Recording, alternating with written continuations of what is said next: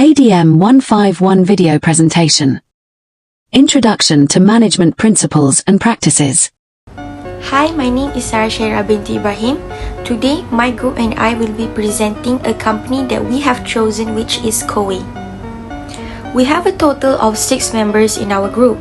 The first member is myself, Athirah, followed by Muhammad Rahimi, Aliyana Nazrina, Aniyla Jasmine, Athirah, and Rabiatul Adawiyah.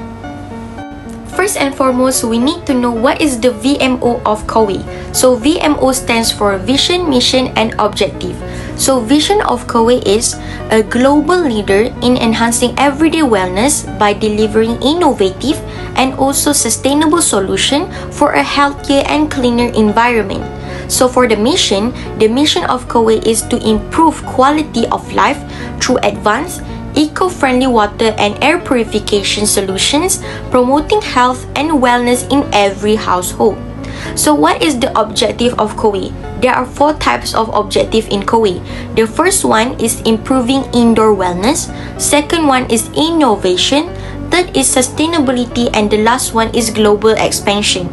So in here we can conclude that COWAY wants to deliver products that contribute to healthier lifestyle by focusing on the well-being and satisfaction of their customer. Now let's moving on to the main purpose of this video assignment, which is the management functions of COWAY. There are 4 types of management functions, which is the POLC, that stands for planning, organizing, leading, and controlling. The first management function is planning. So now I will be explaining to you the SWOT analysis of COWAY, which consists of strength, weaknesses, opportunities, and threats. Let's start with strength. Strength are positive factors or advantages that helps an organization to succeed. For COWAY, the company focuses on quality, which separates them from competitors. They maintain a high standard of quality control in their manufacturing process and ensure all products meet rigorous safety standards. Next is weaknesses. So weaknesses are areas where an organization has disadvantages or lacks certain aspect. For COWAY, one of the weaknesses is their high-priced product, which may be considered expensive compared to their competitors. Moving on to opportunities. So opportunities are external factor or situation that can help an organization to grow. So COWAY has taken advantages of this by collaborating with international artists and companies such as BTS, Gonyong, and Econite. And the last one is threats. So threats are external challenges that could harm an organization. For COWAY, one of the threats is intense competitors, as there is increasing rivalry from both established brand and new players in the market. So now you basically know what is the SWOT analysis of COWAY. Now, I will explain about COWAY strategies in 3 areas, which is growth, stability, and renewal. So first is growth. A company growth strategy involves expanding its business through new franchises, product offerings, and partnerships. So for COWAY, this can be achieved by entering new international markets, especially in regions like Africa or Latin America, where there is a growing demand for clean water and air solution. Next is stability. A stability strategy focuses on maintaining discipline in performing existing tasks consistently for the benefit of the business. So COWAY can implement this by establishing a customer loyalty program. So through this program, they can retain current customer by offering discount on special product upgrades or routine maintenance services. And the last one is renewal. Renewal is like a strategy for solving problems. COWAY shows its dedication to renewal by staying aware of changing customer preferences and technological advancement. This allowed them to maintain their competitiveness in the market. So that is all for the strategy of COWAY. And that is the end of planning. Now let's moving on to organizing. Key number 4 is span of control. Span of control is referred to the number of employees reporting to a particular manager or leader within an organization and shows how a manager oversees control their team members.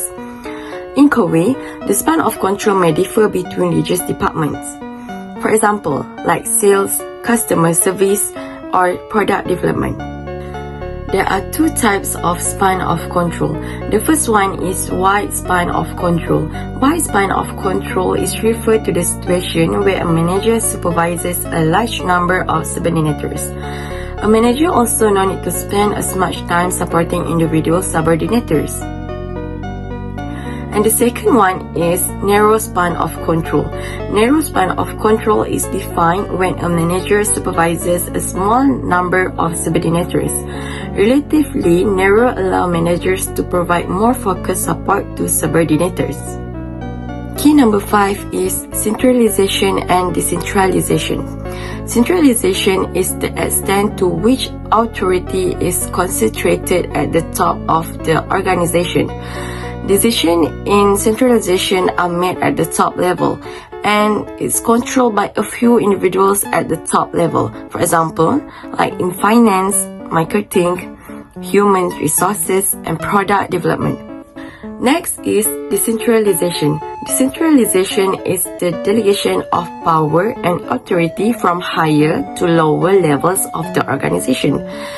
Decision making is distributed among various levels, allowing for greater autonomy, and is controlled by many because they believe that participation can increase effectiveness and efficiency. Next key is formalization. Formalization is refer how to standardize an organization jobs are and the extent to which employee behavior is guided by rules and procedures. In a company like COWAY, which operates in the wellness and home appliances sector, formalization helps to maintain high quality products and compliance with industry standards. Next, I will explain about mechanistic structure and organic structure. Mechanistic structure refers to an organizational framework that means having a clear and organized system where everybody knows their own roles and responsibilities. In COWAY, this structure ensures that the tasks and responsibilities are clear and the workflows are standardized to maintain their efficiency and consistency. Organic structure. The organic structure refers to the flexibility and teamwork, such as a decentralized decision authority, low formalization, informal communication, and a not clear communication hierarchy system. For a company like COWAY, this approach is very vital as it will bring a lot of benefit, especially in terms of product development and marketing. Hello everyone, I am Awi and I will be explaining about controlling, specifically work specialization, departmentalization, change of commands, and unity of commands. Number 1 is work specialization. It is defined as dividing work activities into separate job tasks. Individual employees specialize in doing parts of an activity rather than entire activity in order to increase work output.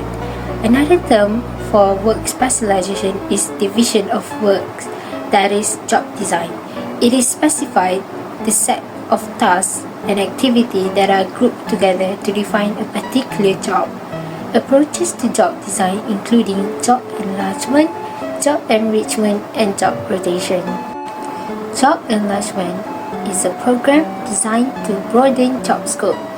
Job scope refers to the numbers of different activities required in a job and the frequency with which each activity is performed, while job enlargement programs have typically been considered as a means of enriching jobs. Sometimes, reducing job scope has a positive impact on productivities and job certification. Next is job depth and enrichment. Job depth refers to the degrees of control given to the job holders to perform their job, closes the gap between planning, doing, and controlling a particular set of activities. Jobs that have high job depth typically rates more favorably on the core job dimension than job with low job design. Job enrichment can be an effective means of motivating employees and improving job stratification. Next is job rotation, assigning individuals to a variety of job positions. Employees rotate through a number of job positions that are approximately the same level and have similar skills requirements. While job rotation has proven particularly beneficial in manufacturing settings, it can also be used effectively in serving organizations. Second is departmentalization. It is the process of dividing the organization into various departments or subunits. There are 5 main units. One is product departmentalization, involve grouping activities and functions by products of an organization. Second is process departmentalization, group jobs on the basis of products or customers' flow. More efficient flows of work activities can only be used with certain types of products. Third is functional departmentalizations. Everyone engaged in one functional activity such as marketing, finance, and etc. It is grouped into one unit. Involve efforts to identify main function to be carried out to attain the organization goals. Next is customer departmentalization. Jobs groups on the basis of specific and unique customers. Customers' needs and problems can be met by specialists. And the last one is geographic departmentalization. Based on organization geographical location, it is commonly found in sales or manufacturing operation. Third is chains of commands and unity of commands. Chain of commands, the lines of authorities and responsibilities that flows throughout the organization, while unity of command is a principle that each employee in the organization is accountable to one and only one supervisor. Responsibility is an obligation to carry out tasks completely. Authority is the right to act, the power to carry out the assigned responsibilities. And lastly, accountability is being held answerable for the results. Next up, we have leading. I'm going to talk about situational leadership theory by Hersey and Blanchard. This theory emphasized that effective leadership is adaptable, verifying according to the situation and the needs of team members. Leaders adjust their styles depending on the competence and commitment of their followers, ensuring optimal performance and development. There are 4 leadership styles in this theory, which is telling, selling, participating, and delegating. Let's go through them one by one. The first style is telling. Telling involves providing clear instruction and closely supervising tasks with minimal emotional support. This works best for employees who are enthusiastic but don't have enough skills yet. For example, a COWAY manager uses the telling style to guide a new salesperson through the company's product presentation process, ensuring they follow the exact steps until they gain the required expertise. Next is selling. Leaders use a selling style when team members have some competence but lack confidence or motivation, providing clear instruction while offering encouragement and emotional support to build commitment. It is ideal for employees who have some skills but might lack confidence or motivation.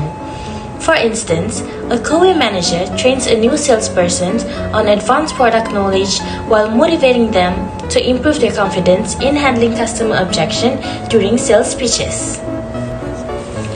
The third style is participating. Participating involves low task guidance and high emotional or relational support, empowering team members who are competent but lack confidence or motivation by involving them in decision making. This style is great for team members who are skilled but may need encouragement or involvement in decision. For example, at COWAY, a team leader adopts the participating style by supporting and encouraging experienced engineers during brainstorming session for innovative water purifier designs, fostering collaboration without micromanaging tasks. Finally, there's delegating. Leaders provide minimal direction and support, allowing highly competent and motivated team members to take ownership of tasks and make decisions independently. This works best for highly skilled and motivated employees. For example, in COWAY, experienced R&D engineers working on innovative water purifier designs are given full autonomy to manage their products, reflecting their delegating leadership styles. Now, why is situational leadership so effective? Let me share 3 key advantages. First, it's adaptable. Situational leadership theory allows leaders to adjust their style based on the needs and readiness of their team, ensuring flexibility in diverse scenarios. This helps organizations respond effectively to changing conditions and challenges. Leaders adapt their style to provide more guidance to new sales recruits while empowering experienced sales representatives to operate independently. Second, it builds strong relationships. By tailoring the approach, leaders build trust and rapport with employees, fostering stronger connections. This personalized attention improves employees' morale and loyalty. Supervisors support factory workers during process changes, ensuring open communication and a sense of collaboration. And third, it boosts productivity. Situational leaderships align tasks with the competence of employees, ensuring they are neither overwhelmed nor underutilized. This enhances efficiency and drives better results. Managers delegate routine maintenance tasks to skilled technicians, allowing teams to complete work faster and focus on innovation. Controlling is the process of monitoring, comparing, and correcting work performance. Step 1 of controlling is measuring actual performance. First, set performance standard. For example, sales target of COWAY is 10 million per month. 2. Measuring actual performance, like collect data, seller revenue, customer feedback, defect rate, and service response time. 3. Compare performance with standard. Use dashboard and KPIs to identify gaps. 4. Analyze definitions. Investigate reason. Are goal realistic? Issue with product, service, or internal factors. 5. Take corrective action, like solution, improve production process, train employees, adjust marketing strategies. 6. Leverage technology, use AI and look for real-time monitoring and prediction. For example, log defect product issue early, reduce customer complaint in COWAY company. The result is efficiency control, ensuring COWAY meets the target while maintaining quality and customer satisfactions. Is comparing actual performance against standards. Comparing actual performance against the standard acceptable range of variations difference, like case customer complaints. The acceptable range of variation is the amount performance can differ from the standard causing problems. It helps COWAY keep high quality product while allowing for small change in productions. For example, COWAY water purifiers have a standard filtration efficiency of 98%. The acceptable range might be 97 to 99%. If the efficiency stays in this range, no action is needed. But if it drops below 98%, COWAY would need to fix the issues. To solve the problem, COWAY could improve the filter design, train workers, or find better suppliers. This system helps COWAY maintain excellent production while managing changes smoothly. So the third step is taking corrective action. Taking corrective action basically means correcting the actual performance by addressing and eliminating the root causes of issues. And it involves identifying issues, understanding their causes, and resolving them. Other than that, the sources of corrective action can arise from customer complaints, or part of a company's search to identify the underlying causes. Okay, so basically there are two types of corrective action. The first one is known as the immediate corrective action. So what is immediate corrective action? It is an action that corrects the problems at once to get back on track.